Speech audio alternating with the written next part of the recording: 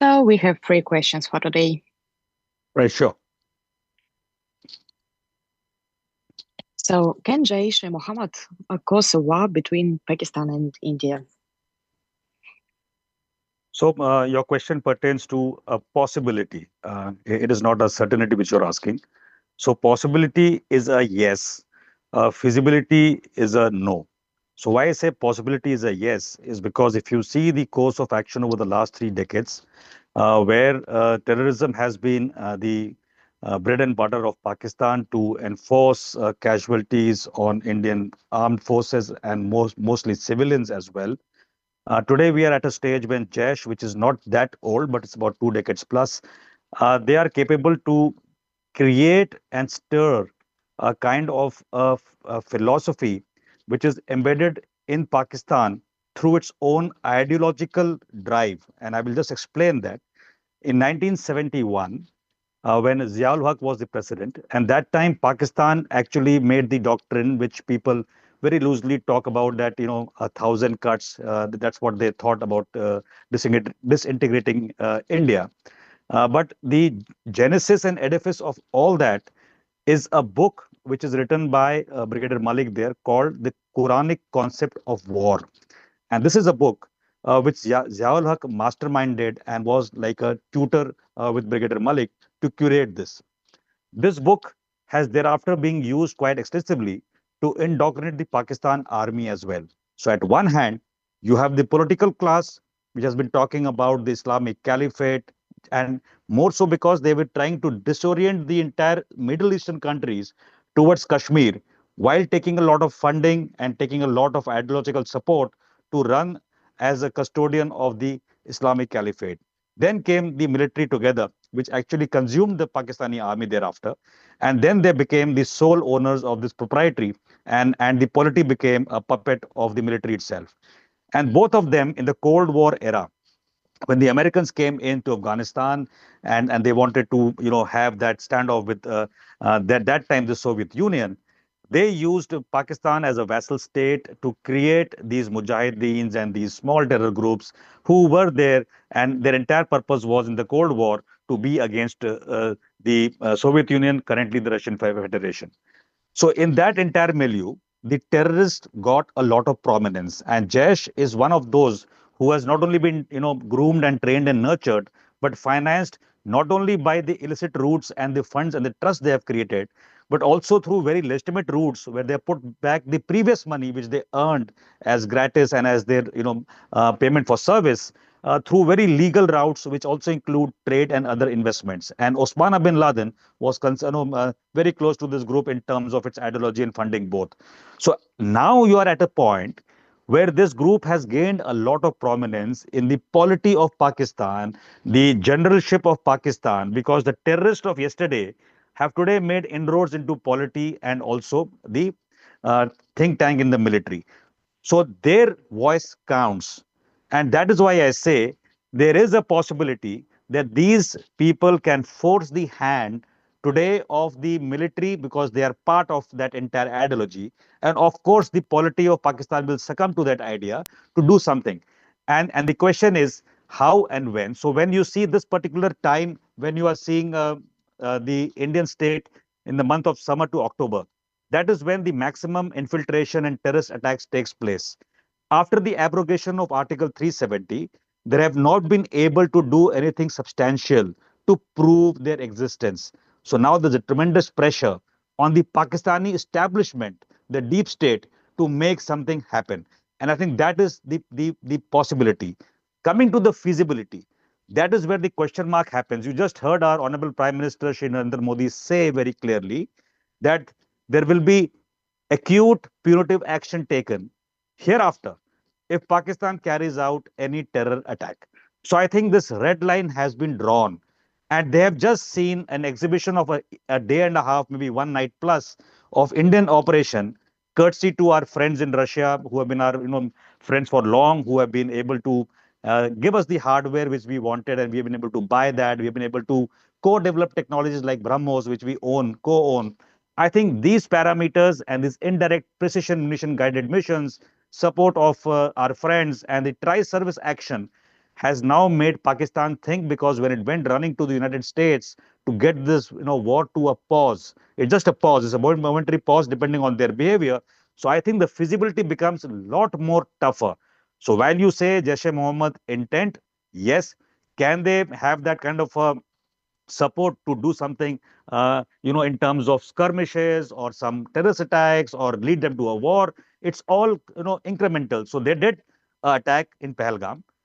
Then they followed up after our so-called return of fire. They came to our civilian areas and they started firing again on the basis of religion this time. And they targeted the temples and the gurdwaras of the Sikhs, which are also the descendants of the Hindus themselves.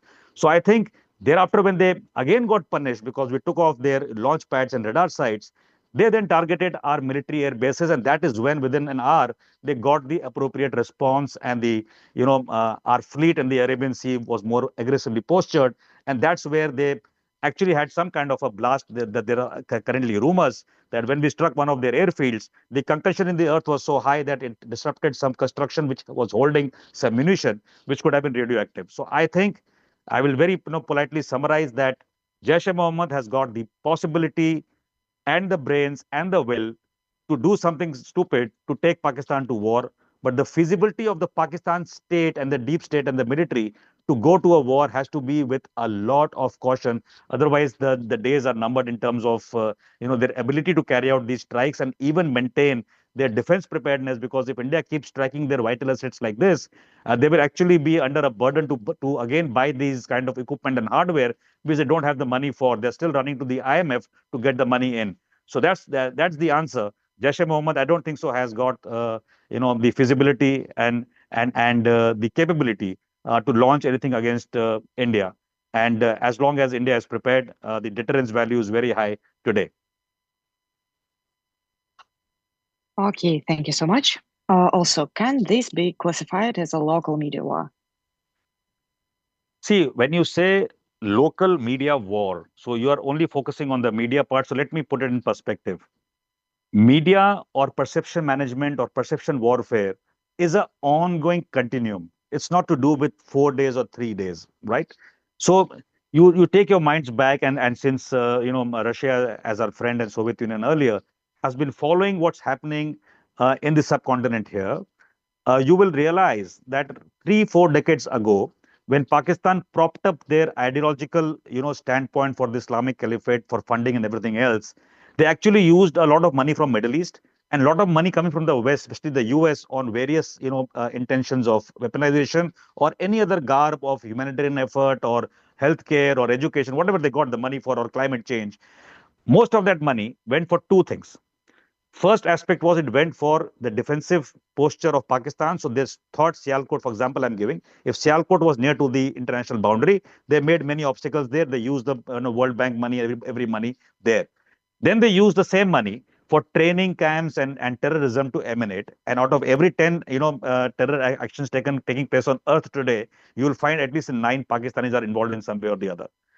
Then they use the balance of money mostly for the perception management. So right from the UN headquarters, where their UN representative used to sit, to all the embassies of friendly countries and countries who were fence sitters used to abstain and things like that, they started putting money into pockets of people, into money of universities, think tanks, and media itself, to create this perception around Kashmir, to create the perception that they were the most, sort of affected party in terms of terror in their own soil, and to call India what they called India for the last 30 years. But now, when you come to the current situation, you find that for the last 3 4 years, and especially after the last attack, India has said no talks till terror goes away. And India has retained that position. That position has weakened Pakistan's, entire perception management, the media part, to a large degree. And when they thought that they could do something post abrogation of Article 370, which is their bread and butter, if they don't do it, then Kashmir, in any which case, is an integral part of India. India is talking about taking back in some measure and some method the Pakistani occupied Kashmir. So they are actually on a burner to do and act something. So now when they did this Pahalgam attack, you will notice, if you go to the handle of their prime minister, say the Twitter handle, and you go to the previous prime ministers when they used to speak publicly. So they used to carry out the attack.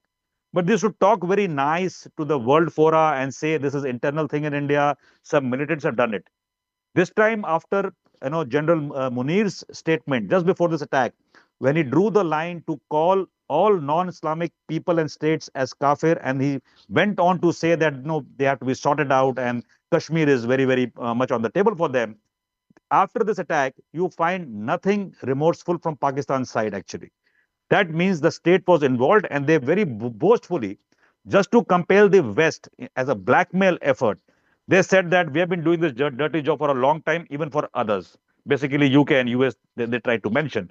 So I think, in perception, this was the start point for their failure. Then, when they went to strike the civilian, areas in the area of Jammu in India, they actually made the second mistake of targeting civilians, whereas India did nothing of that sort. And after we struck their targets and everything else, you heard two things from Pakistan this time. A, you heard them, their spokesperson from the military, especially the Air Force, coming on television worldwide and saying that they had done Pulwama. So just recoil back that carrying out Pulwama, trying to say no, no, no that time, and now doing it. So that is the Pakistani state which has done it that time. Now, when you see beyond that, you will see that Pakistan has not done anything even after these strikes to talk any sense. In fact, the Pakistani generalship has gone and stood with the terrorists, and they have tried to uh, basically stand in solidarity and pay a state funeral in front of a burial or whatever that procession was of terrorists who were killed by the Indian forces. So all this is coming up as something which is not going to placate the global institutions. I can see IMF has already pledged that loan again and revived that 1 billion loan per year, which is also due. But I think the times are going to be difficult for Pakistan to maintain the perception. They went out of the grey list in FATF, but I'm quite sure now the UN will have to take a call and notice, and India is in no mood to let go of this and to be able to talk to Pakistan. So India is going to maintain the classification of Pakistan as a terrorist infested country, which is promoting, harboring, training, nurturing, and sending on terrorists across the world. It has got enough on its dossiers and evidence to show that there are many other countries who have co-joined this effort, and I think we're going to make a strong case, and that is where the perception initiative is being seized gradually. I'm not saying we are the best in perception. Similarly, like Russians, they act in the best interest of their nation. But unfortunately, out of 100, say approximately 100% of media houses worldwide, they own only three or two. The balance is Western media, nearly 90, and balance of it is the other states which actually go by the Western perception. Same has been the case that we have never indulged in actually accurately managing the perception. And today, we are going to match the action with the perception. So I think in the media war, you can take it as a war in continuum. It is not going to stop. This media perception war is always going to go on so long as two bilaterals exist, so long as multilateral exists, so long as bipolar, tripolar, or whatever unipolar world exists. So I think this just a part of it, par for the course. But certainly, India is much more stern in its messaging. India is much more vocal about its messaging, and something which India ought to have done many years ago. But I'm glad it's happening now.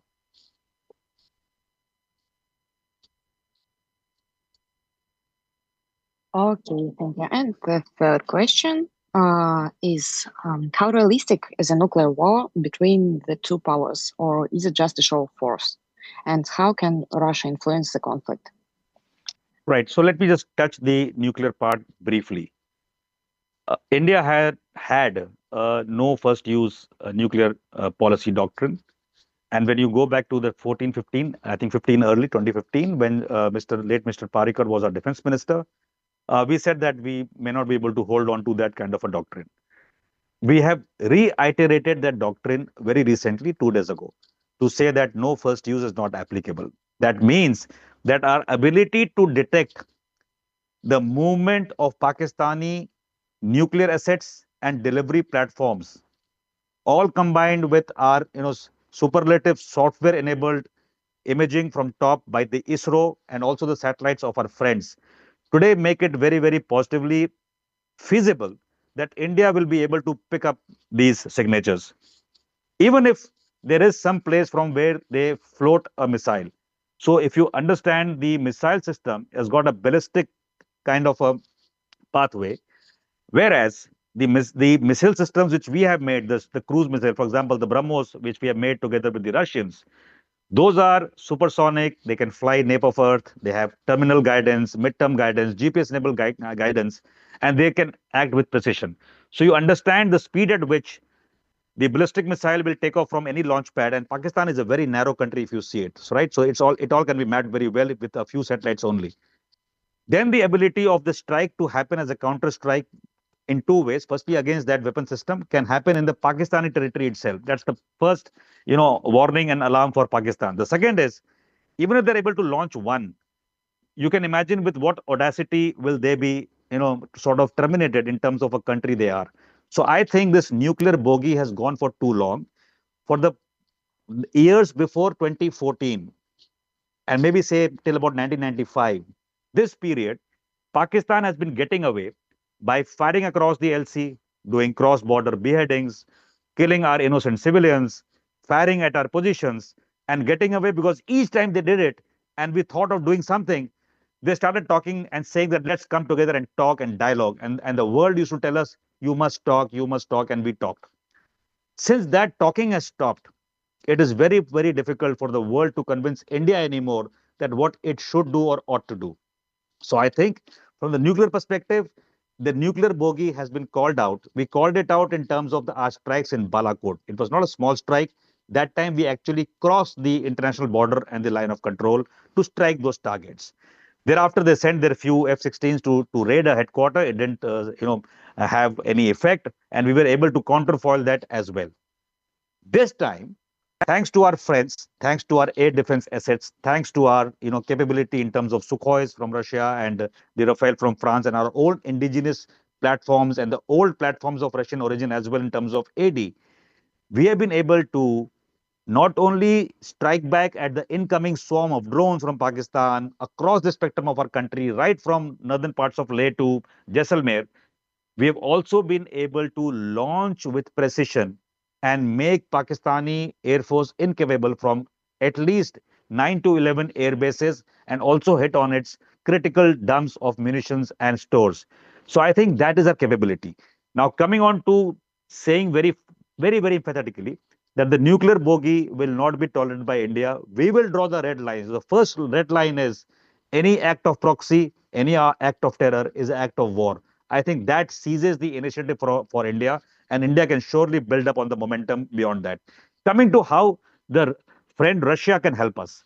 Now, Russia has been an all-weather friend, and I make no qualms about it in a public platform or a private platform that Russians are the best friends because of two or three reasons. A, the longevity of our relationship. B, the sheer nature of our relationship, where we are not looking purely at the cost in terms of money. We have even done in the past trade in terms of barter to actually, do the trade we did initially. The third part, which is the most important part with the Russians, is that there's a huge people to people connect, not today, but for generations. I remember when I was very young and I was in class third or fourth, I used to go to a book fair, and the only publisher I used to find there in good quantum was Mir Publishers. So whether they were selling science books or fiction books or story books for children, all came from us. So our cultural connect is very high. So having said that, where are we today? In defense spectrum, we have had projects for co-developing a few systems. Russia has given us a lot of technology transfer, TOT, for our amphibious vehicles, for our armored tanks, our sighting systems, and things like that. We also have Sukhoi. We also have other platforms on ground and air and also in the sea. Russia has been the only country from where we have been able to share some nuclear secrets and design our own submarine as well. So that is where we are in defense. And today we're also looking at something I heard on the social media buzz, a co-development of S500 series, a superlative kind of a AD system, which the world will see. So I think that's a positive. The second part which we see from the Russians is the geopolitical, uh, temperament handling. So look at this time. When Pakistan used to wail earlier in terms of the international fora, America used to say, yes, I'm with you. China used to say, don't worry, I will send you more. Turkey used to also sniffle around and say, we'll do something. What has happened this time? Turkey did send one flight with some drones, but I'm quite sure it's not only the Indian intent to tell Turkey don't send more, but at the back channel, maybe the Russians also did the same for us to make sure that Pakistan does not gain any assets like that. Second is China also today is much more quieter. There are two reasons. One is Russia is our friend. Russia knows China well. I'm quite sure we may also talk about two-front war or three-front war, whatever front war, but the two-front war will never happen so long as Russia can convince China not to go in any mode in a two-front mode. I think that's a very, very comforting factor insofar as the current time is concerned, because today India is dealing with Pakistan mostly in the winter period and trying to build up infrastructure and posture its troops against China facing the Tibetan region during this summer period. But today we have reached a situation where we are also looking at Pakistan in the summer period. So we will have to have some kind of a geopolitical confirmation and support.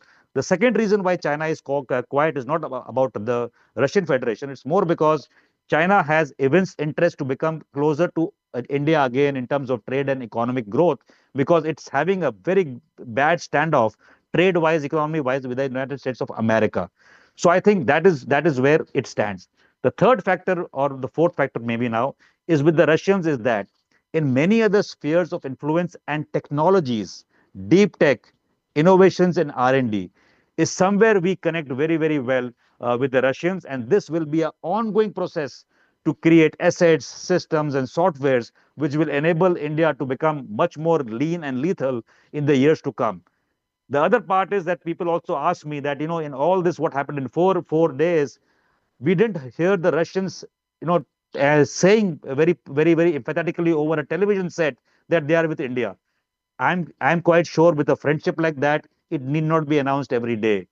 I in particular, am in touch with many people in the diaspora of the Russians and people who are from Russia in my country, and so must be the government of India with the Russian government. We don't have to announce at all our intent in friendship. We are friends forever. So I don't think so. Unlike any Turkey who may have to announce that they are neutral today, or maybe some other country like China, they may say we want to put an end to this war and India must, be good and Pakistan must shed terrorism. Russia doesn't have to say anything because Russia has been our friend throughout. The Americans were with the Pakistanis for the larger part. Today they seek relationship with India, which is Bharat. But Russia and India, we go a long way. We have no qualm in saying that we have been friends and we will remain friends forever. So I think Russia, morally, in terms of support, in terms of defense-wise support, in terms of future growth of the countries together economically, we have a long way to go as friends. And that is where the strategic partnership with Russia is much, much more important than strategic partner with anybody else. While we are trying to do the same with the Americans, trying to build trust, it will take a long time because of the stances taken by different administrations in a country like US change when the administration changes. But with Russia being so all-weather, nothing changes no matter who's at the helm. So I think that's the bond we share, and we all should be proud of that. Okay, thank you so much for your answers. And may I also ask you about your location, please? I'm in New Delhi in India. Yep. So thank you so much for your answers. Thank you. Have a good evening. Добрый вечер. Доброго вечера.